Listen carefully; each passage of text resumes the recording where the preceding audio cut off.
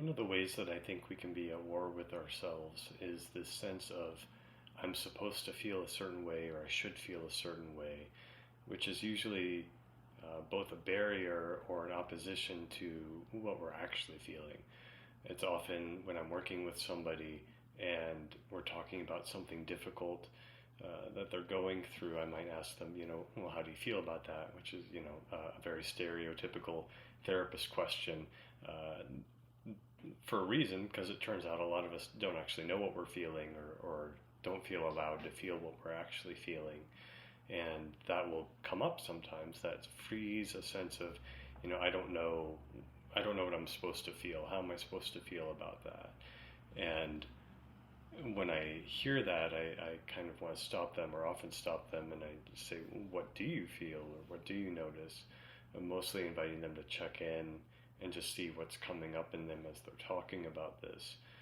I find that we don't actually give ourselves that permission to check in what we're actually feeling, in part because sometimes there's fear, or sometimes just a not knowing. The fear can be a fear of discovering something about myself I'm not ready to face, and the fear can be the vulnerability of sharing something that I might feel uncomfortable, I might feel shame about, I might feel like I'm not allowed to feel this way, and that I'll be judged or held in contempt by another person if they hear that I have this feeling.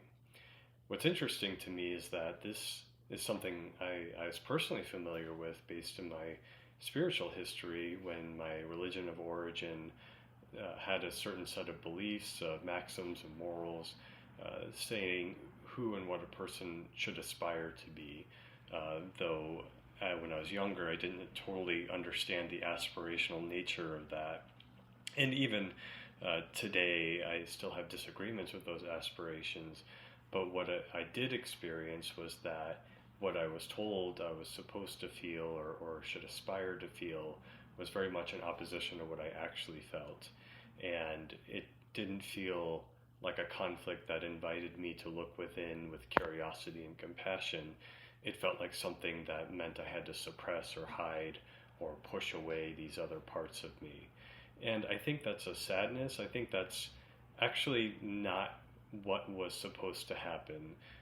I don't need to get into another religion's practices or what have you, but the more I practice as a therapist and in my own spiritual practice, the more I think it's very transformative to be able to look at what we're actually feeling and thinking with curiosity rather than shame and fear, because we will always have conflicts within us. We will always have things that we feel or think that are in opposition to what seems socially acceptable or socially allowed. When those things are simply pushed into the shadows and ignored, they don't actually change, they don't actually get transformed. If anything, they kind of rule us from the shadows. They still guide our behaviors in ways that we're unconscious of or repressing or denying, or they just erupt in these very vicious counter moves that can be really overwhelming and destructive, versus the softer integration of really turning and facing what feels true in me. Now, as an adult, as a therapist, and as a spiritual practitioner, I mostly work with people who are very passionate about social justice or ideas of justice and inclusion.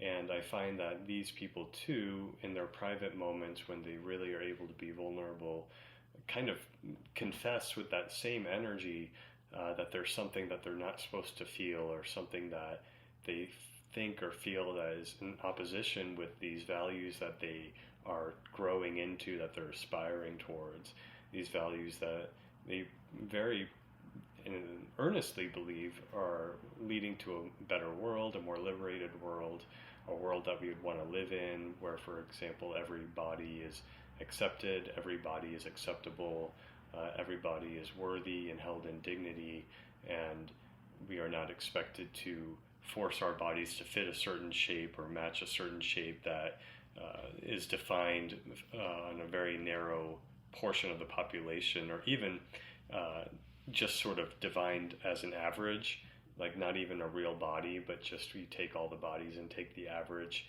and then we're all supposed to somehow gravitate towards that average. Regardless, what I find is that there's often an inner conflict for some of us, where we can feel torn. Some parts of us really want to grow into that, really espouse that, really are passionate about it, and yet there are moments or persistent behaviors or feelings where other parts of us are really holding on to that old way of being, or that more traditional or more mainstream, or wherever you want to call it, that sense of this is how I'm actually supposed to be.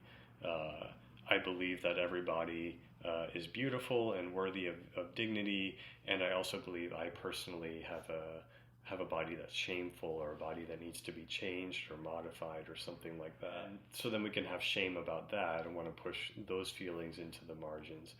But in this approach that I follow, the internal family systems approach, and just my general experiences, I find that again, I don't think it's useful to hide things about ourselves, or to be at war with ourselves, or be ashamed of thoughts and feelings that we have.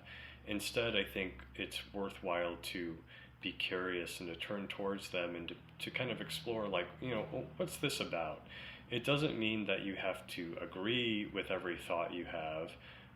In fact, you might not agree with most of your thoughts. Instead, you can just watch your thoughts and be curious about them. But often the thought is kind of the surface level, that when you follow it, you get to a deeper sense of the need, or what they're protecting, or what they're afraid of. And that is very useful, in this kind of dialectic. I have really started exploring this image of a tree with branches and with roots. And, as the tree grows up, it also needs to grow down. And if the tree can't expand its root system, then it's not going to be as stable and supported when it expands its branch system. And when we think about branching up, we think about that expansion, that elevation, and that tends to, for many of us, correlate with this idea of, growing bigger, growing into your better self, growing into your higher self, whatever you want to call it. And so I think of that as the aspirational part of our growth, those parts of us that really want to get bigger and connect to something more expansive. But then there's the downward and outward motion, the rootedness, the inwardness, the growing into the soil, into the history, into the places where our ancestors live or are resting. And that carries a lot of our own personal history, our own personal rootedness, the things that we learned were acceptable or unacceptable, and the things that our families, our ancestors might have taught us about what's acceptable or unacceptable. In those roots, there's a lot of strength in those roots, and it brings a lot of vitality into you. But they also can feel like the parts of us that feel backwards or retrograde, or whatever kind of judging words we want to put on them. And I find that if we can turn towards those roots with that loving curiosity, and just kind of go deeper, so I have this fear about looking a certain way, and what am I afraid would happen if my body looked that way, and then what am I afraid would happen if that happened, and keep following the path of fear until you can really get a clear sense of what is beneath this surface opinion that might feel offensive to you or shameful. And when you can really see that deeper fear, and how this kind of root is trying to protect and care for you, then that both kind of restores your relationship with it, but then also gives this opportunity to be like, whatever this is, it's a pretty understandable need or understandable concern. For myself, when I was younger, I was frequently bullied or made fun of because of the way my body looked and because of my athleticism. And something in me is trying to keep me safe from that experience again, and is afraid, of looking a certain way and drawing that kind of attention. That makes a lot of sense. That doesn't mean I have to stay in a path that's not working for me, but I can help this root to understand, or to integrate with this expansion, to see how this expansion could actually serve me, could help me to stay safe. or it could help me to meet this underlying need. Maybe by working on this ideology or this belief or this idealism, I can make a world that's safer, where fewer people, or ideally no people, have to worry about getting bullied or shamed. I can surround myself with people who love and value me and aren't going to judge me. There's all kinds of things you can do. And then at the same time, there's kind of a tempering effect on some of that idealism, because sometimes our ideals and our aspirations, almost by their nature, can be ungrounded. We have this brilliant idea, we have this sense of how the world's supposed to be, and I know for myself, I have been in a time of occasionally I'll go through times of naivete or really like open-hearted idealism, and I'll think, oh, the world's supposed to be this way, and I'm really going to live in that world that I want to live in, and I might not recognize the extent to which I'm not in that world, and the extent to which people might be hurting me or taking advantage of me in ways that I'm unable to comprehend, because I'm trying to be in this aspirational state of mind. And so what I'm offering here is that the heights and the depths are both parts of our wholeness and our vitality. They both serve us, and they can both speak to each other through us, through our presence and our curiosity, to work together to really give us a strong foundation and a big opening, rather than this being torn apart by who I'm supposed to be, or my fears of becoming something different than what seems safe. So I hope that this thinking offers you some opportunities to look at your own struggles with some curiosity, and perhaps in future videos we'll explore some different practices around that.